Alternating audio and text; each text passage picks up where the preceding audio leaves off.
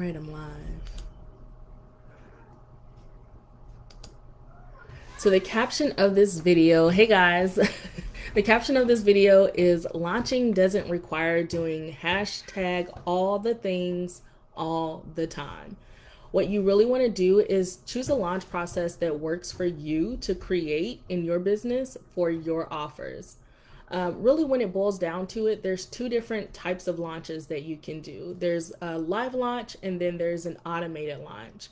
But when you're doing automated launches, you can't really do an automated launch without having a live launch first. So you have to perfect your process in your live launch to then be able to create the automation, the funnels that are built behind your launch. With your live launches, there's a lot of different types of launches that you can do. You have challenges, there's Facebook Lives, there's video series where those are pre-recorded videos and they're dripped throughout a process where you can do it in emails. You can also do it in a membership platform. And then there's also hosting a live webinar training. When you do live launches, they can be something that's, it's free or low cost because it's an experience really that you're taking people through and you're sharing with your audience that's delivering very powerful and very valuable information to them that helps them along where they are in, their journey of whether it's business or whatever it is. And it gets them to know that you are the person that can actually help them get to that next level, whatever the case is. So when you have this audience and you're taking them through this experience, you want them to know who you are. You want them to know, like, learn more about you. They're learning your teaching style, they're learning how you can help, and then they become warm to you because you're taking people from a process of not knowing who you are to knowing that you're the person for them. And this is really how you develop what's called a know, like, and trust factor. When they start to know who you are and they like the content that you're putting out, they're trusting what you say, and then they're trusting that you're the person that can help them throughout the journey. And then this also lets them know that and decide on if they want to take that next step with working with you. Really, my favorite way of doing launches is through a live launch through a webinar. When you do the webinars and you've nurtured your audience and you provided the great content that they're asking for, you host the webinar and then you're able to make sales directly after that webinar. And for me, when I attend webinars, I like webinars because I'm able to receive that quick, actionable, like 60 or 90-minute training based on what, they're providing. And from there, I can decide on whether, I want to pull out my credit card and buy. So webinars are a really good way to do launches for your offers. And the goal with the webinars are also to then end up making it an automated process.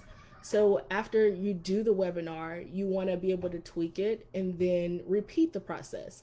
A lot of people get caught up in, if I do this webinar one time and I only make this amount of sales, I'm not doing that webinar again. And that's really not how it works.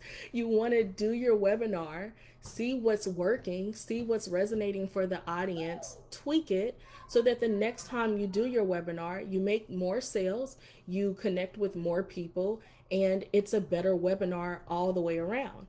And you do the same, do the same process for, 3 or 4 times so that each time that you launch, you have a better outcome on your sales and the amount of people that you're bringing in.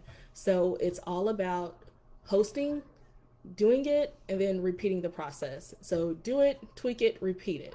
And that's pretty much essentially like what you can do even for different challenges or video series that you run, because when you do those, you want to know what's working, what's resonating for your audience, and how they're resonating with the content that you're putting out so that you can tweak it and then repeat the process so that you have a better outcome.